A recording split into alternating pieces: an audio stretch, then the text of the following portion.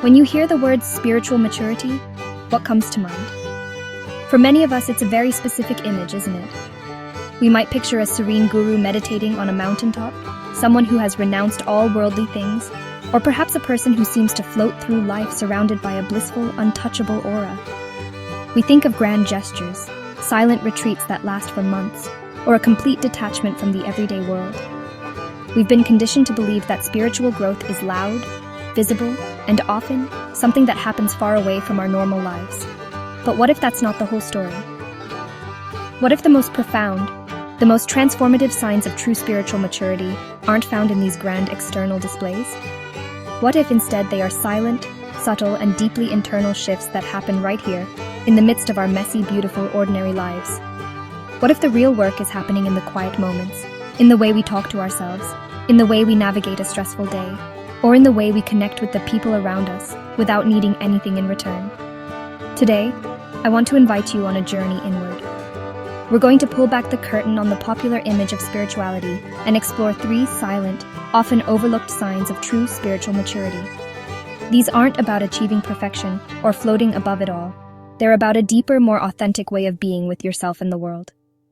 These are the signs that tell you the real, lasting work is taking root within you. So, let's get started. The first sign, and perhaps the very foundation of this journey, is what I call radical self-acceptance. Now, this isn't about arrogance or ego. It's not about standing in front of the mirror and declaring, "I'm perfect and flawless." In fact, it's the exact opposite. It's the quiet, humble acceptance of your own imperfection. It's the moment you finally lay down your weapons in the long, exhausting war against yourself. It's the gentle silencing of that relentless inner critic that has been narrating your life for so long, pointing out every mistake, every flaw, every time you fell short. Think about how much energy we expend on this internal battle. Every day, we dissect our conversations, cringe at past actions, and worry about future missteps. We create a highlight reel of our failures and play it on a loop. This constant self-judgment is like trying to drive a car with the emergency brake permanently engaged. You might move forward, but it's a struggle, it's inefficient, and it causes incredible wear and tear on your entire system. Radical self-acceptance is the decision to finally release that brake. This shift is profoundly internal. No one else might notice it at first. There's no certificate you receive, no announcement you make. It's a quiet revolution within your own mind. It's looking at your perceived flaws, your impatience, your awkwardness, your insecurities, not as enemies to be eradicated, but as parts of your human story. You start to see them with a sense of compassion, the same way you would see the struggles of a dear friend. You begin to understand that these parts don't define your worth. They are simply aspects of your experience. When you stop fighting yourself, an incredible thing happens. A vast reservoir of energy becomes available to you. All the power that was once channeled into self-criticism, shame, and regret is now freed up. This is the energy you can now use to live authentically. You can use it to pursue your passions, to be present with your loved ones, to create, to learn, and to grow. You're no longer performing for an imaginary panel of judges, chief among them, yourself. It's the difference between saying I am a failure because I made a mistake, and I made a mistake, and that's okay. What can I learn from this? This subtle change in internal dialogue is monumental. It allows you to embrace your full humanity, the messy parts, the brilliant parts, the growing parts, all of it. You start to understand that your worth is inherent and unconditional. It isn't dependent on your achievements or your perfection. This acceptance is the soil from which all other growth springs. Without it, we are constantly trying to build a new self on a foundation of self-rejection, and that structure will never be stable.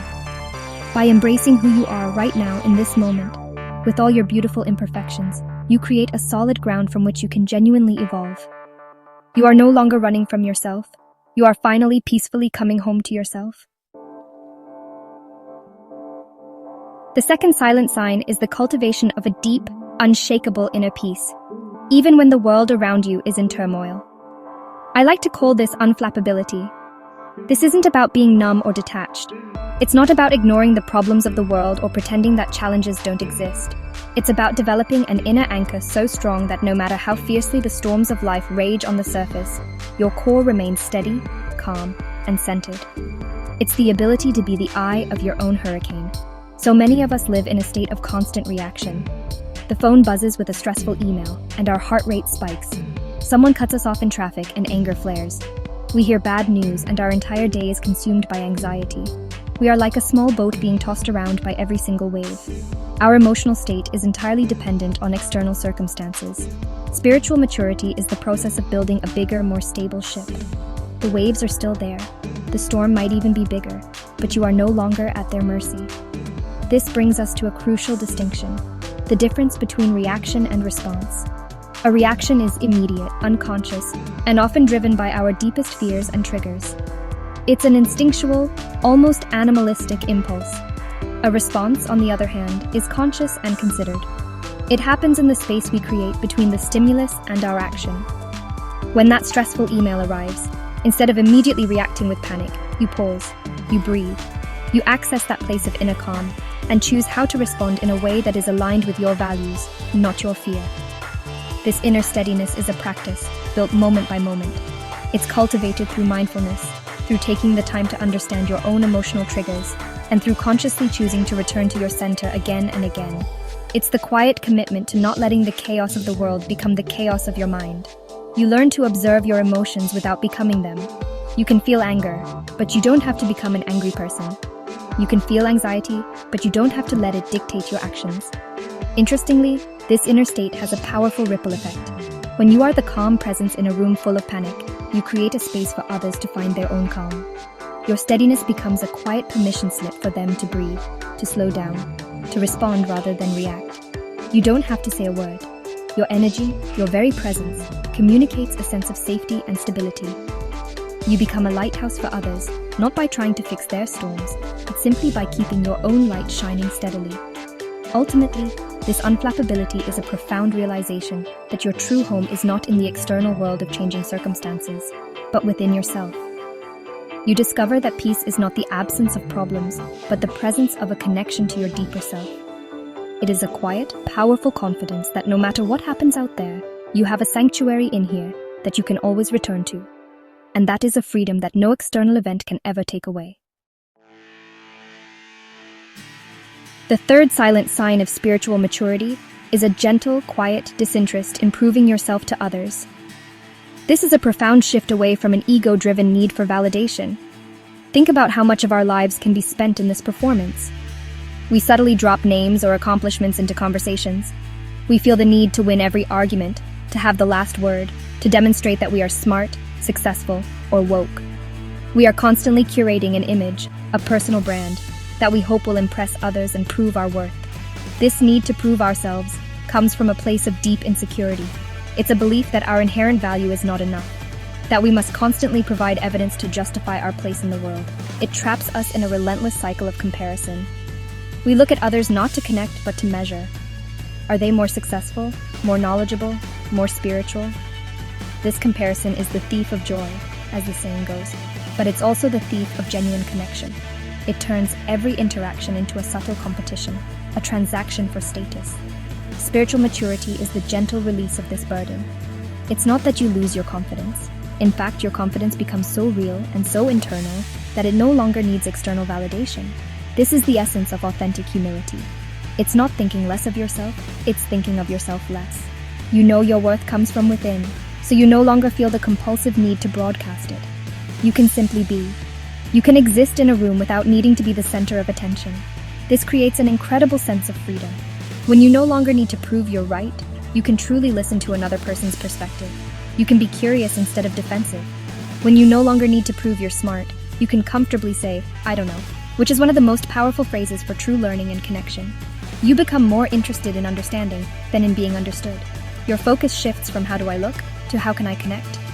This quiet confidence allows for a much deeper form of relationship with others. People feel safe around you because they sense you are not judging them or sizing them up. They feel seen and heard because your full attention is available to them, not being used to formulate your next clever rebuttal or impressive anecdote. You can celebrate others' successes without feeling like it diminishes your own, because you are no longer playing the comparison game.